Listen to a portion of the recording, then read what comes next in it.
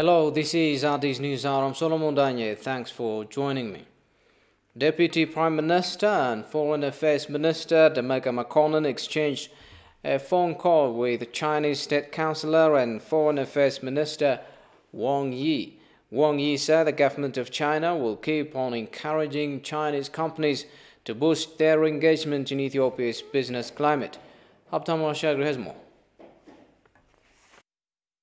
During their conversation, Demeka applauded the long-standing relationship that Ethiopia and China continued to enjoy with a deep sense of equality, respect, trust and mutual interest, according to Ministry of Foreign Affairs. Appreciating China's all-rounded support to Ethiopia's effort in fighting the COVID-19 pandemic, he explained the importance of producing vaccine in Ethiopia and requested his support from China in this regard.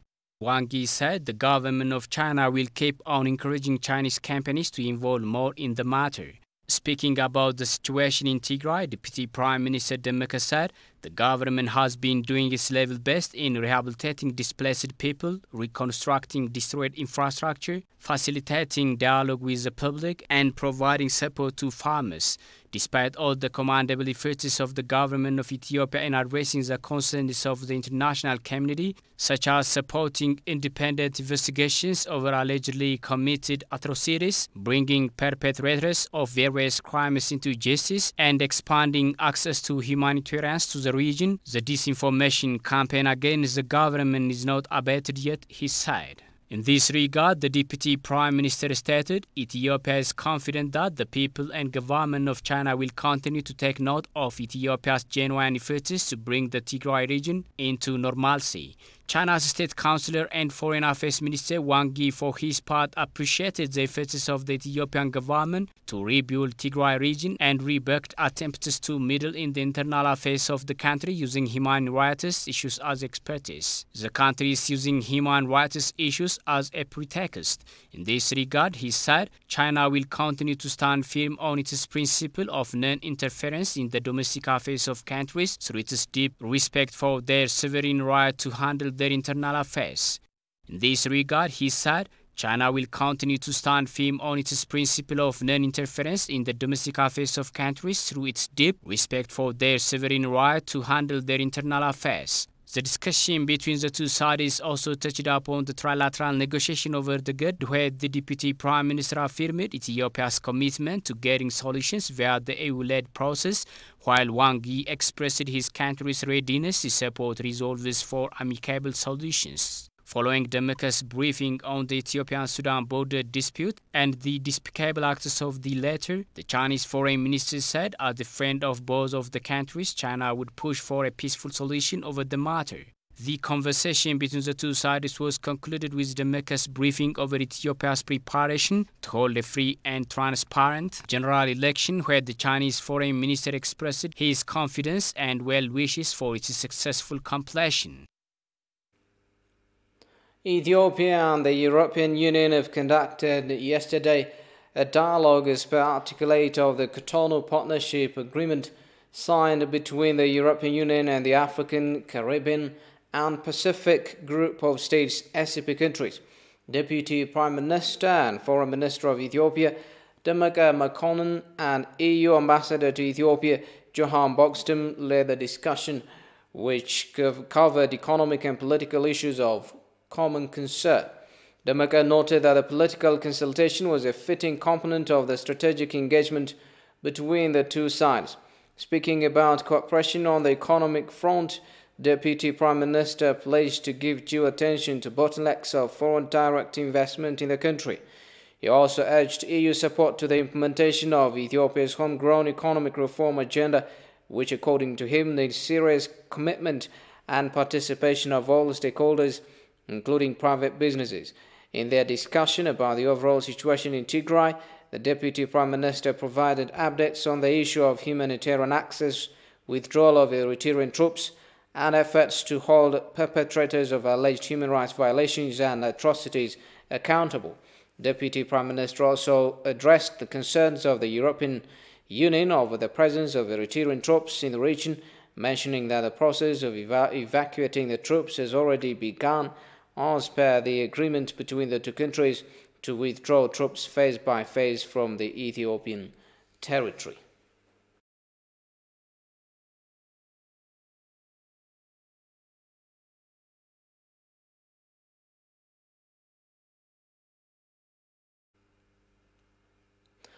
President of Djibouti Ismail Omar Guelleh said the relationship between Ethiopia and Djibouti is historical, robust and unsteered by external influences. The president made the remark during his meeting with a senior Ethiopian government delegation led by Finance Minister Ahmed Shide. The delegation that comprises of Army Chief of Staff General Birhanu Jula and Director General of the National Intelligence and Security Service Temasgen Truna held talks with the president on current regional and bilateral issues. During the occasion, the president noted that the relationship between Ethiopia and Djibouti is stronger than ever and commended the Ethiopian government's effort to resolve its internal problems. Recalling the intertwined ties between the two countries, he said that the crisis in one country affects the other too. It is also stated that the strategic relation of the countries is being further cemented by the symbolic people-to-people relationships, according to Minister of Foreign Affairs.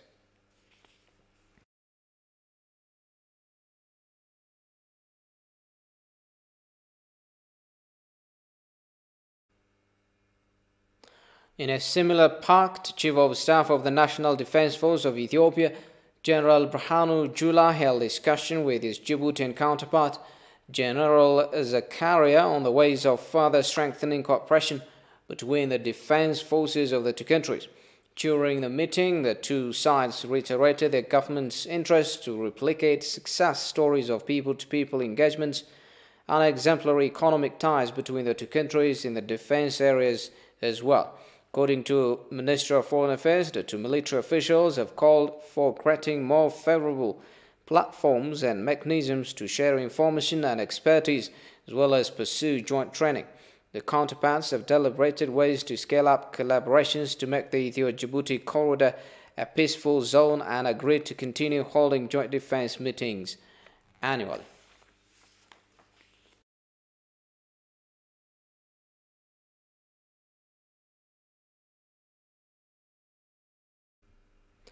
A delegation led by Minister of Water, Irrigation and Energy of Ethiopia, Seleucia Bekele, has paid a visit on Thursday to the Republic of Uganda and discussed with President Yoweri Museveni.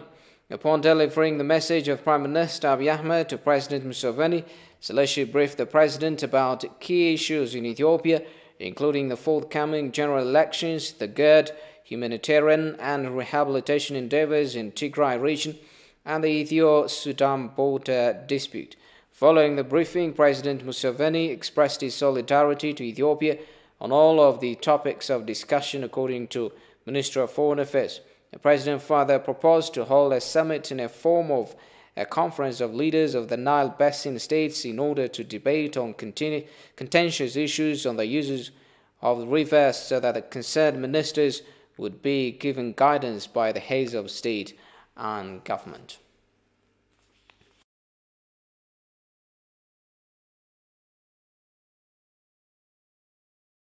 Ethiopia should stop preoccupying with US sanctions and Western meddling and start reinforcing internal bonds and regional integration as remedies to the issues. South Sudanese ambassador to Ethiopia, James Morgan, made this remark in an exclusive interview with the TV.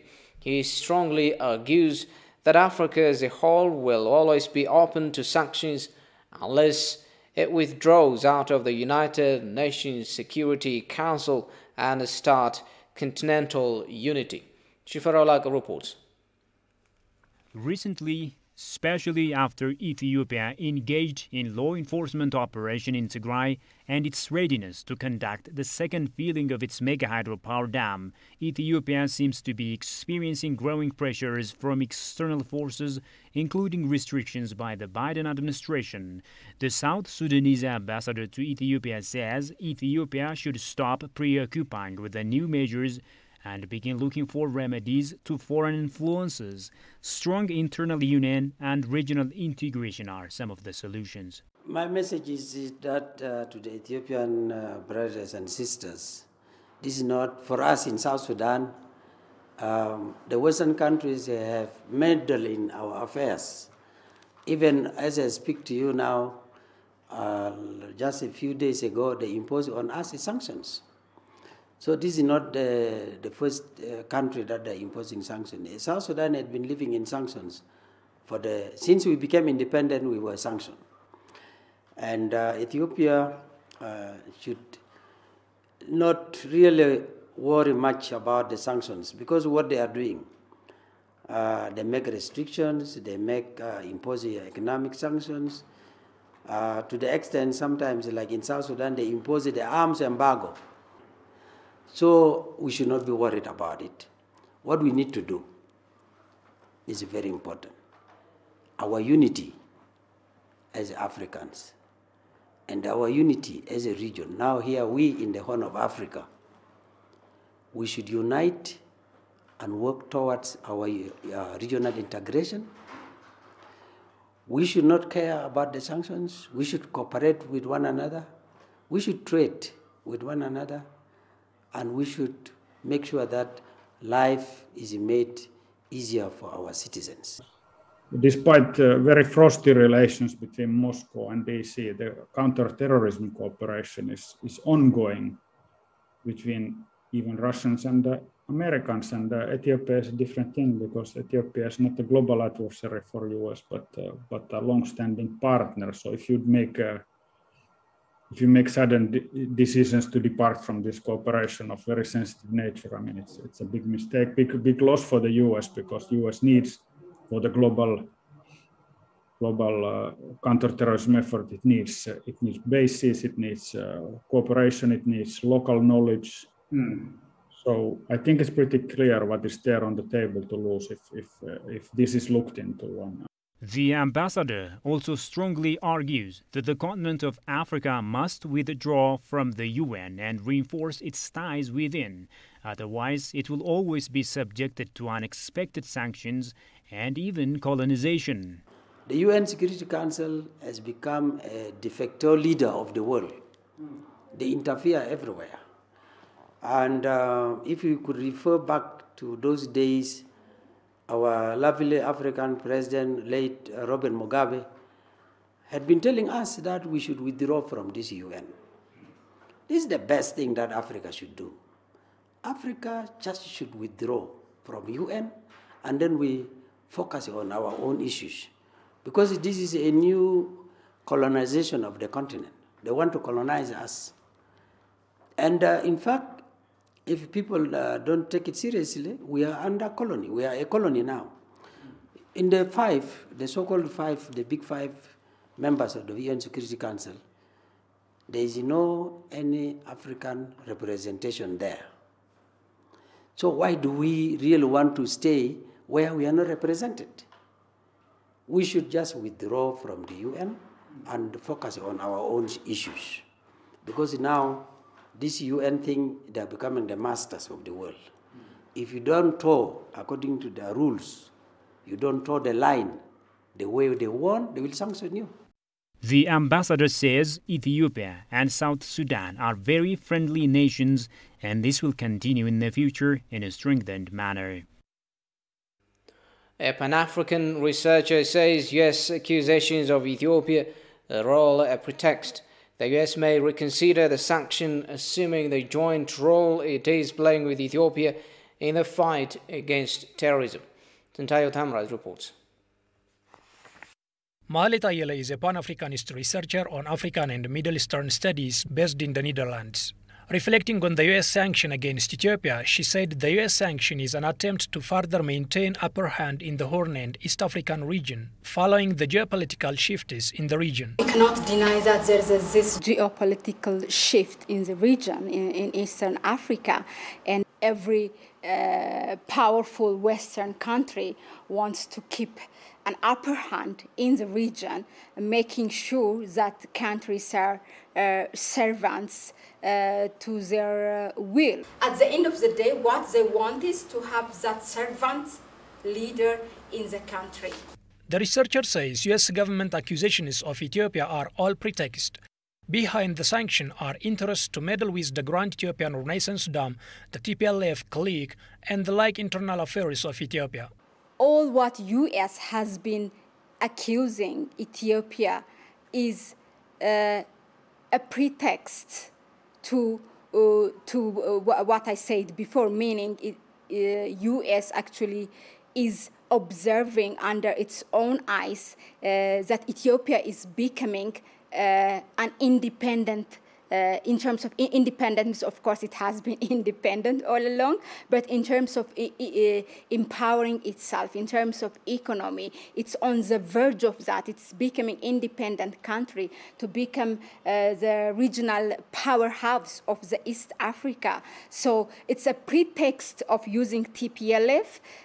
Also, when it's not only TPLF, by the way, on the agenda, they also want to meddle in the issue of the second filling of the great Ethiopian Renaissance Dam. She says the US may reconsider the sanction, assuming the joint role it is playing with Ethiopia in the fight against terrorism in Eastern Africa. Hoping that this diplomatic relationship will be maintained with U.S., unlike U.S. who kind of torn apart and throw it under the carpet the 100 years of diplomatic relationship with Ethiopia in 100 days. I don't think this travel sanction will be furthered to more sanctions. I do hope that U.S. will look at internally and examine the decisions that it's passing and how it's going to affect the United States in its role in the Eastern Africa, because it's not just U.S. giving to Ethiopia. It's also Ethiopia giving something to America. It's not just U.S. Giving aid to Ethiopia or something. Ethiopia also has been giving literally the lives of its soldiers. The U.S. has so far unilaterally sanctioned a number of countries in Africa, Latin America, the Caribbean, Middle East, and Far East, as well as Europe.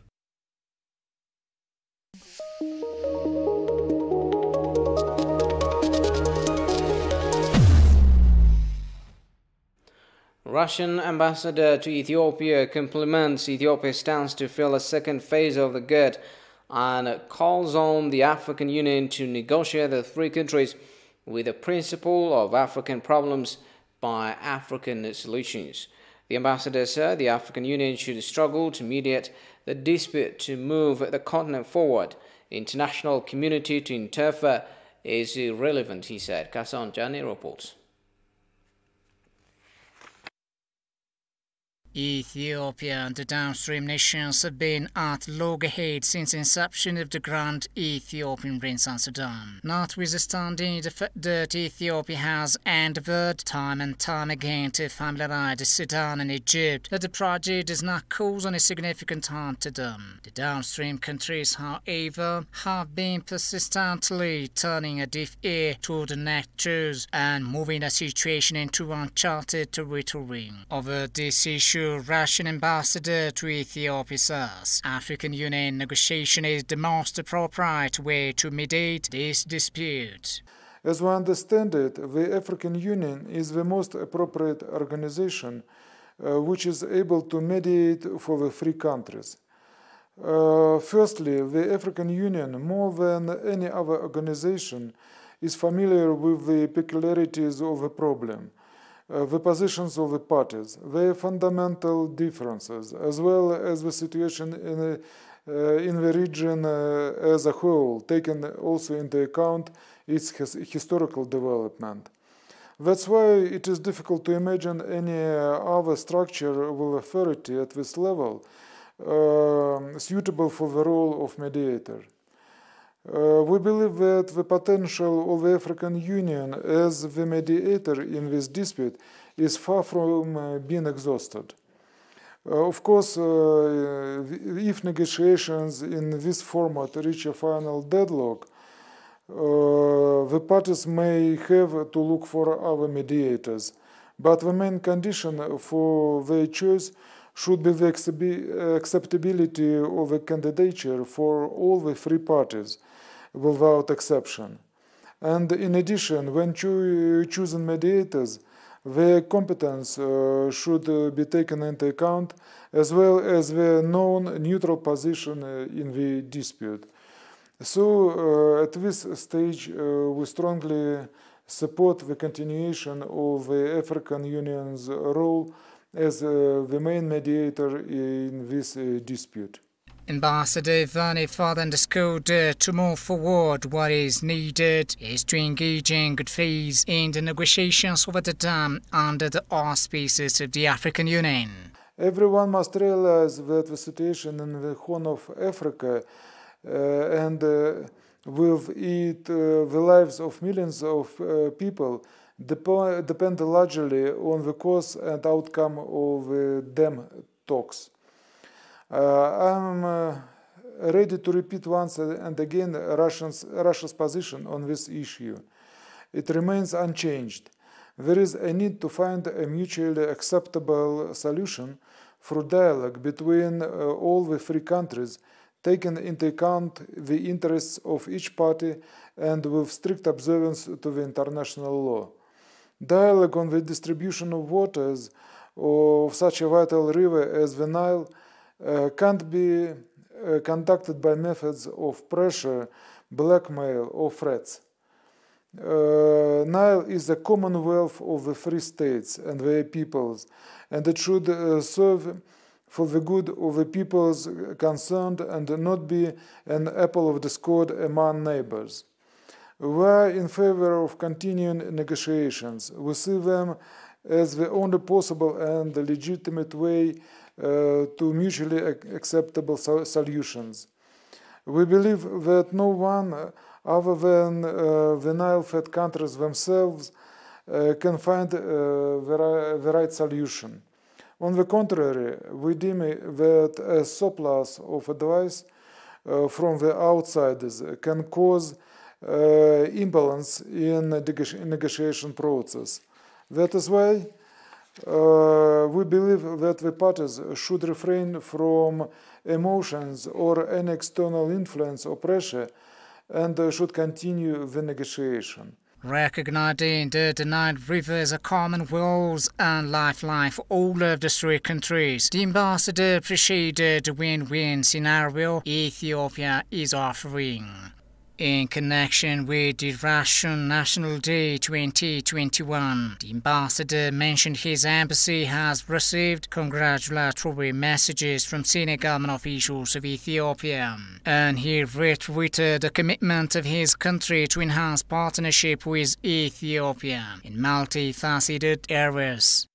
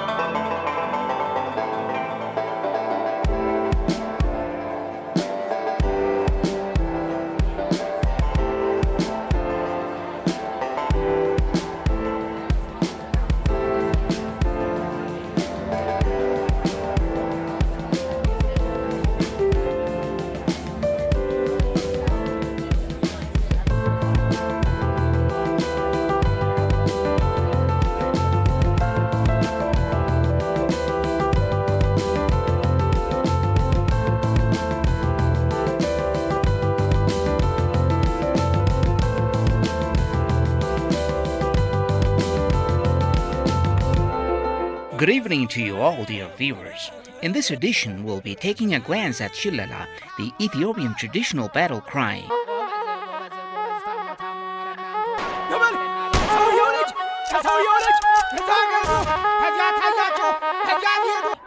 Ethiopians have long been known for their courage and defiance against foreign enemies. By way of warming up for a fight and showing their readiness, Ethiopians brag about their strength, their mercilessness against the enemy, and so on and so forth.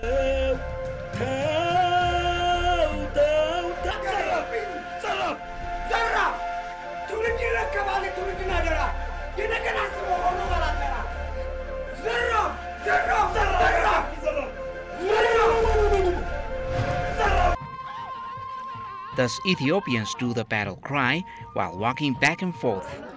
A typical battle cry, or shillala, is done with the sword on one hand. Alternatively, others carry both the sword and the shield during battle songs.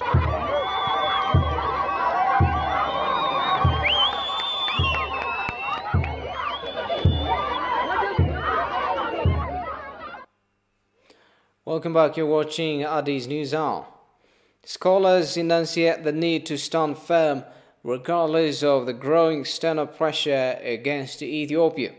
In an exclusive interview with Ethiopian English, they said Ethiopia's public agenda helped the country secure its national sovereignty, calling for maintaining that.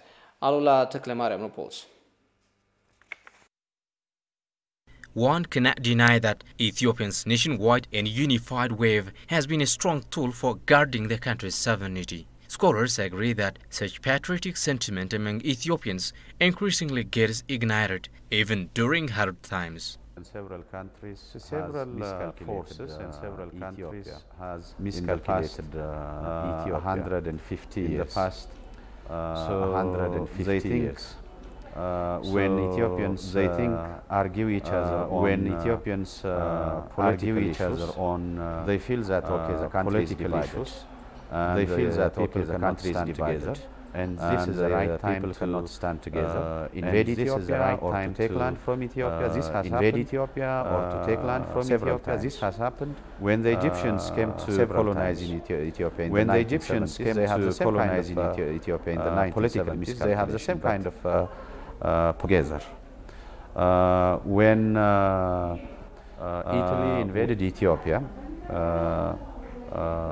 in the 1990s, the Adwa campaign, and then also later on in the 1930s, they have made this kind of calculation that the country cannot stand together, it cannot unify, and in such a way we can easily conquer it. But they were wrong. Somalia also made the same mistake. Historically, you don't remain perhaps one of the few countries in the world that remain independent, okay? That's not just by chance, okay? And then it's very important for us to realize that colonialism started to penetrate Ethiopia too, but it didn't succeed. Why? Because the people, as you pointed out, had a common purpose, a common interest, a common agenda for them to say it is worth dying for. That's exactly what happened in Adwa. That's what happened in Karamara. That's what happened historically. Whenever there were outside enemies, the people aggregate, they come together and defend their country. Talking to ETV English, the scholars expressed the need to stand firm regardless of the growing external pressure against Ethiopia. First, not to be shaken by the activities of these international forces. It is important for us to remain united. As long as we remain united, because the majority of Ethiopians are united, the majority. If at all there are those who are working against the interest of our country, they are the minority. So I think we always have to be cognizant of that. And so in as long as we remain united, and in as long as we remain focused on our agenda, then I don't think there will be any problem in terms of passing this moment of crisis. There are political differences. There are also different political factions in Ethiopia. But that does not mean that every political faction and then every politically disgruntled group or party will not stand for the sovereignty of the country and support the current government. So historically, Ethiopia has proven itself that it can unite under difficult times. And the present circumstances are not different from that. So that's why you see from history as well as from what is occurring now, we learned that we can put aside our differences and we can stand together to at least to ensure our sovereignty. They further reflected their scholastic suggestion on the positive and negative impacts of social media usage in the socio-economic and political arena, calling the users to be selective. So all the misunderstandings, all kinds of rumors that circulate among the people, actually 80% of them, they come from social media, which doesn't have any credibility and authenticity. So the use must be very careful in terms of using such medias. After all, social media is a media to create network among people, to bring together, to make a common understanding. Because social media is powerful, that's something that we have to live with. You know, we can't ignore it, but at the same time we have to find a way to combat some of its negative impact on our society, especially on our youth. They reiterated maintaining Ethiopia's public agenda that has helped the country secure its national sovereignty. Facebook's head of public policy, East and Horn of Africa, Messi Ngewa, said they are sharing an update on election integrity work ahead of Ethiopia's general election on June 21st. She indicates this work will continue in the lead up to, during and after the vote, and builds on long-standing efforts in understanding and addressing the way social media is used in Ethiopia. It includes efforts to detect and remove hate speech and content that incites violence, the ongoing work to reduce the spread of misinformation, efforts to improve digital literacy, and the steps to be taken to make political advertising more transparent. These efforts are informed by the conversations having with human rights groups, NGOs, local civil society organizations, and regional experts within Facebook. They are being implemented by a team purpose-built to focus on the Ethiopian election.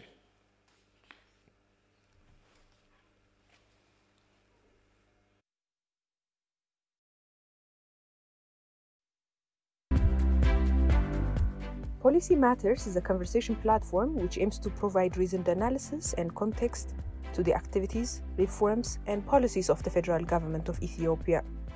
Exploring various reforms the government is undertaking, the conversation platform aspires to enable nuanced and informed understanding. So once the proclamation was enacted, the next phase of the work was establishing Ethiopian Communications Authority from the ground up. This started with really establishing the institution independently to make sure that it's accountable to the Prime Minister's office, but at the same time have independent board members. Now, the bid, as I mentioned, is over 8 billion over a decade.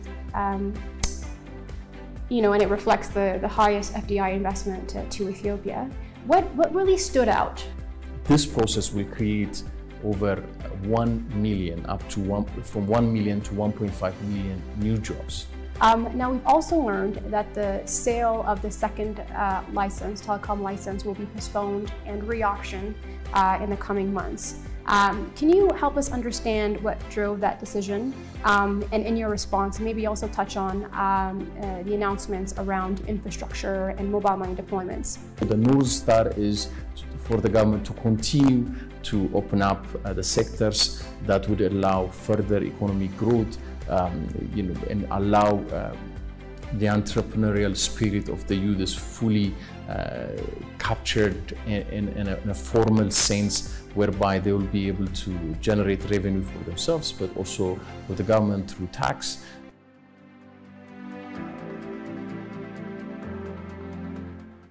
The Chinese government, through its international aid agency, the China International Development Cooperation Agency, has handed over medical supplies to Ministry of Health procured by UNICEF to improve the quality of health care provided to newborn babies in 2 zones of Tigray and Southern Nations nationalities and people states in Ethiopia.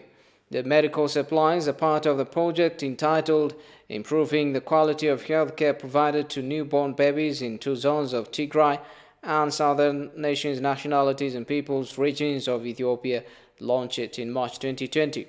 An estimated 94,000 pregnant women and newborn babies are expected to benefit from the project. Ethiopia and China have a strong cooperation in the health sector. At the event, Health Minister Lia Tadesse said improving newborn health care is part of the Millennium Development Goals of Ethiopia. Yang Yihang, on his part, expressed his country's commitment to continue its cooperation with Ethiopia in the health sector. Donation of medical supplies to improve newborn health supported by the Chinese government through its international agency, the China International Development Cooperation Agency, and procured and to be supported by the UNICEF to improve the quality of health care of newborns in 2 zones in the Tigray region and the Southern Nation, Nationalities and Peoples regions in Ethiopia. As we all know, reducing morbidity and mortality in children and improving the health of children overall is a big priority area or focus area of our Ministry of Health and overall health sector. And through many activities in prevention, health promotion, and improving the healthcare service delivery, starting from the primary care, our health extension program, all the way onto the different healthcare systems, our country has been able to achieve many improvements in terms of the health status of children. And we had achieved the goals of the Millennium Development Goals in reducing under 5 mortality ahead of the targeted time. China and Ethiopia have enjoyed close cooperation in the health sector, especially since the COVID-19 outbreak. To respond to the call of Prime Minister Dr. Abiy and help Ethiopia control the pandemic, the Chinese government has been doing its utmost to mobilize resources to strengthen Ethiopia's anti-pandemic capacity. UNICEF representative to Ethiopia, Adel Koda, reaffirmed UNICEF's support for quality and essential newborn health care, including promotion of exclusive breastfeeding and care of small babies and sick newborns. Medical supplies, the funding provided by the Chinese government has been used to improve the quality of services in neonatal intensive care units, improve integrated management of newborn and childhood illnesses, enhance community-based newborn care through training of health workers and use of data for decision-making. As you might be aware, neonatal mortality in Ethiopia has remained high over the years, and currently it is at 33 neonatal deaths for every 1,000 child that are born alive. And yet we know that most of these newborn deaths can be preventable and can be treated as well.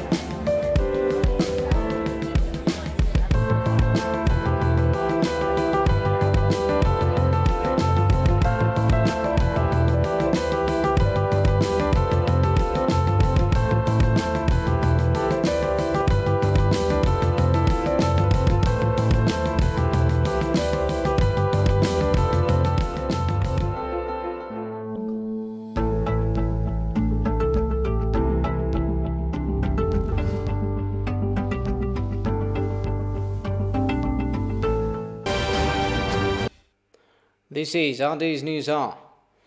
World leaders from G7 countries are arriving in Britain ahead of the crucial summit to be held as of today. G7 countries are also expected to assure their commitment to holding temperature rises to no more than 1.5 above pre-industrial levels, the lower limit set out in the 2015 Paris Agreement. Prime Minister Boris Johnson will host leaders from the US,